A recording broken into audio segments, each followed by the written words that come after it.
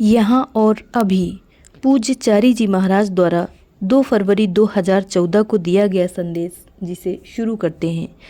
यहाँ मणप्पाक्कम तथा तिरुप्पुर में उपस्थित प्रिय भाइयों व बहनों, आज इस शुभ दिन आदि गुरु महाराज के जन्म दिवस पर हमने अभी अभी बाबूजी महाराज द्वारा भेजा गया संदेश सुना, जिसमें उन्होंने इस बात पर बल दिया कि हमें अपने गुरुओं का जन्म दिवस श्रद्धा, प्रेम व उनकी याद में मनाने की आवश्यकता है।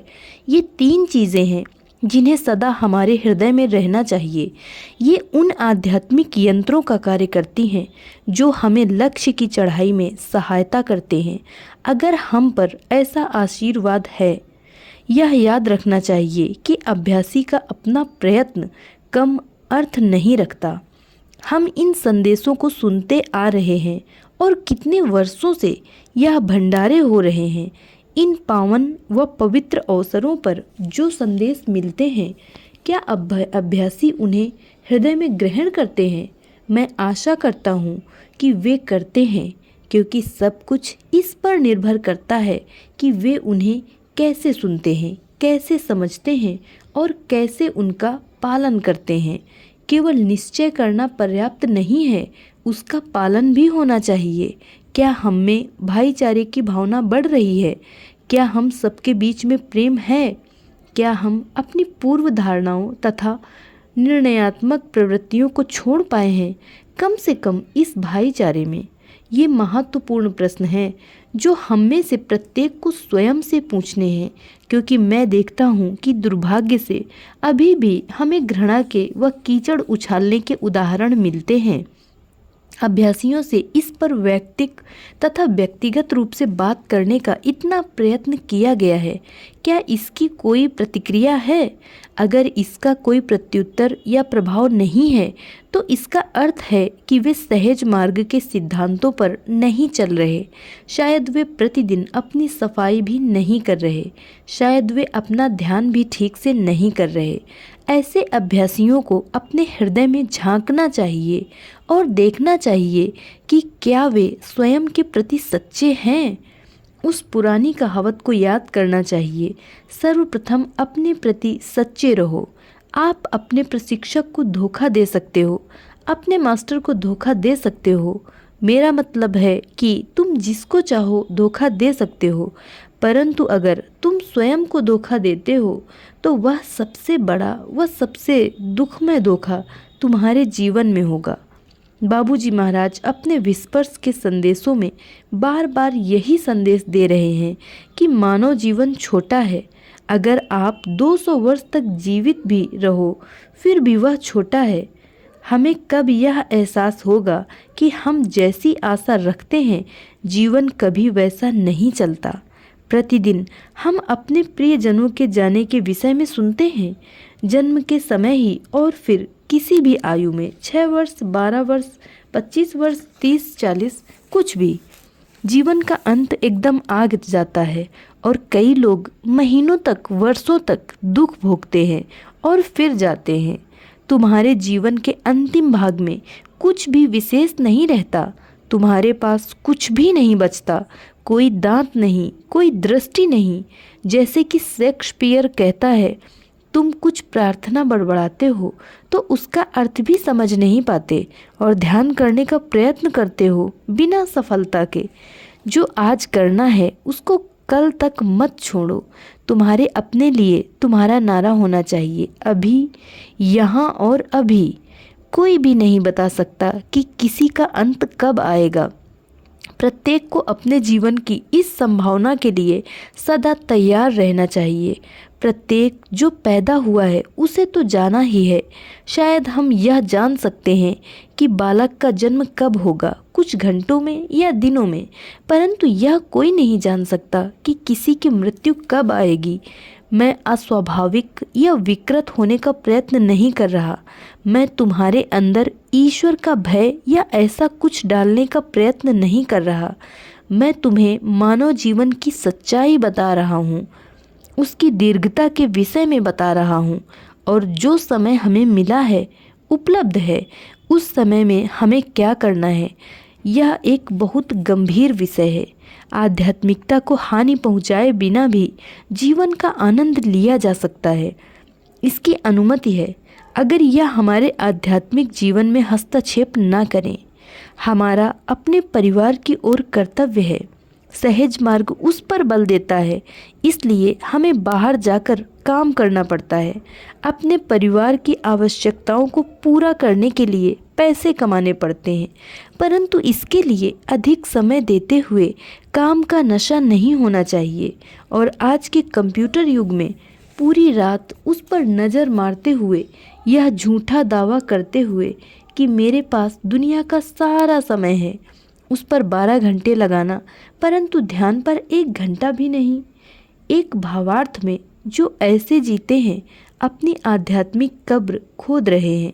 मुझे ऐसी भाषा का प्रयोग करने के लिए खेद है, परंतु अगर आप विस्पर्श नहीं पढ़ते, मुझे विश्वास है कि आप में से कई यहाँ हैं जो इसे बहुत सरसरी तौर पर लेते हैं।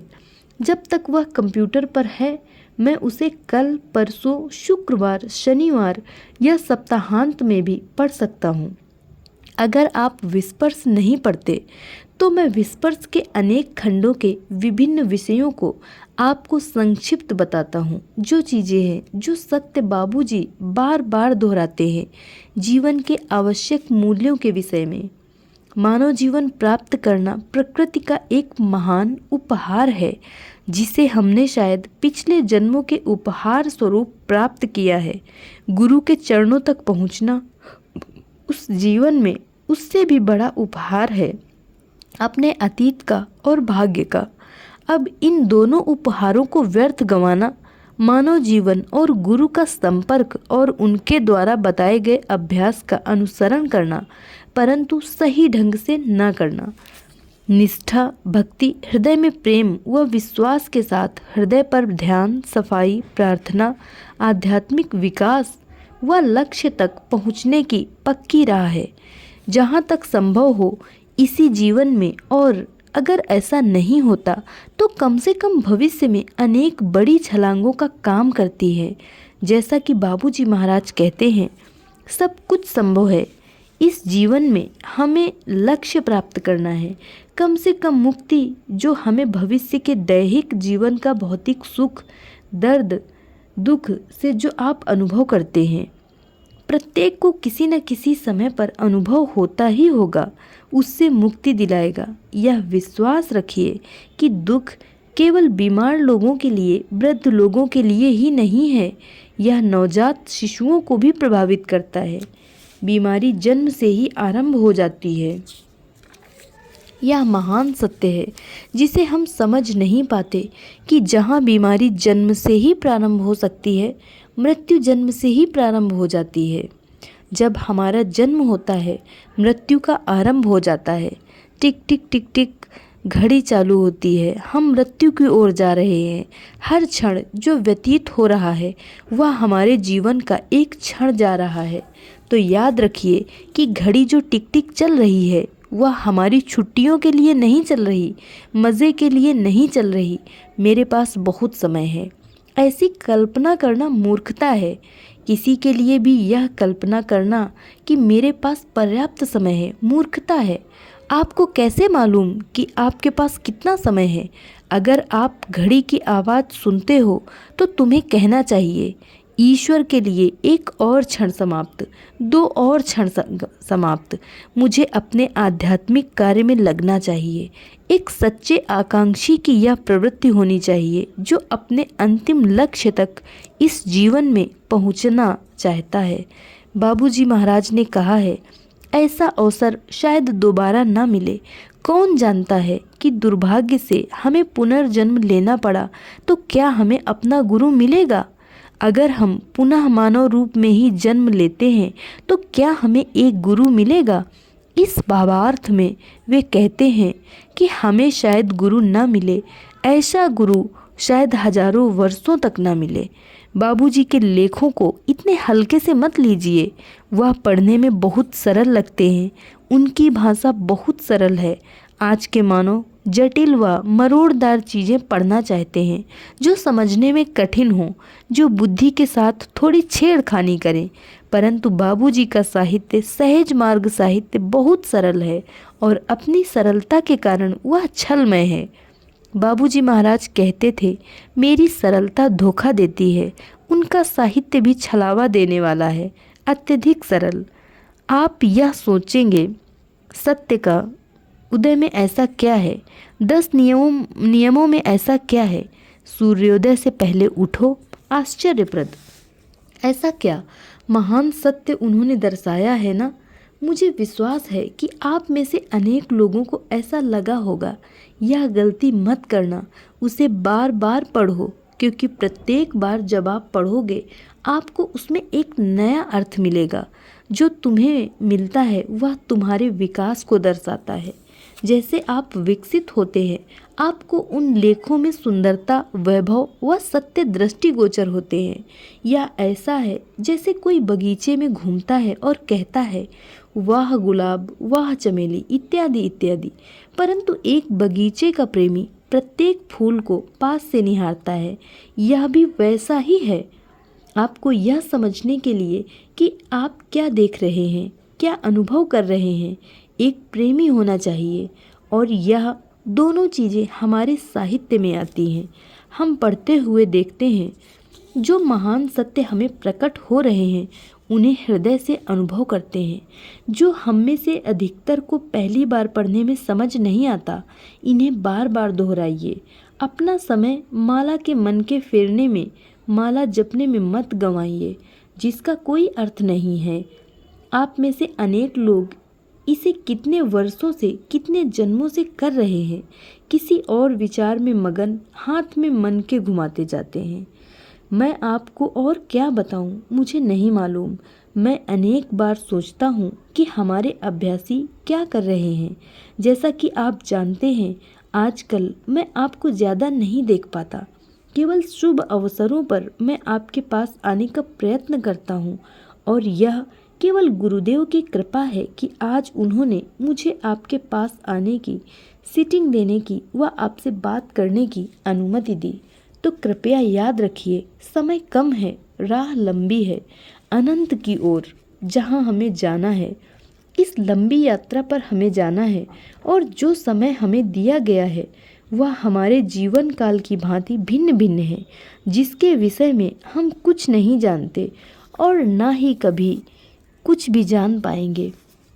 एक बार मैंने बाबूजी से पूछा था, बुद्धिमत्ता क्या है? उन्होंने कहा, ऐसे जियो जैसे तुम्हारी अगले ही क्षण मौत होने वाली हो, कल या परसों नहीं, अगले क्षण। तब क्या हम अर्थहीन या मूर्खतापूर्ण चीज़ें करेंगे? तब हम ध्यान करेंगे। मैं आशा करता हूँ और प्रार्थना करता हूँ कि जो इस संदेश को सुन रहे हैं, इसे पुनः अपने हृदय से सुनेंगे।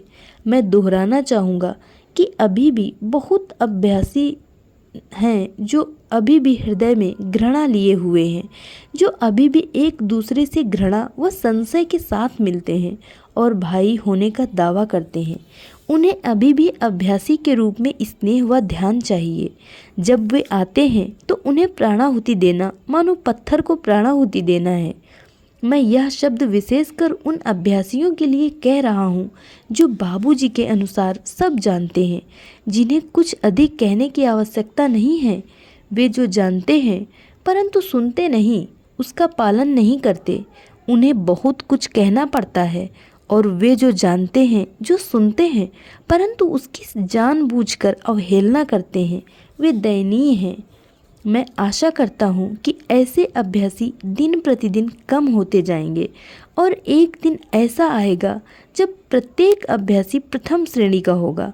वह जो जानता है कि उसे क्या करना है और जो उसे करना चाहिए वह करता है, वह सबसे बुद्धिमान है। मैं इस पावन अवसर पर आप सबके लिए प्रार्थना करता हूँ। धन्यवाद।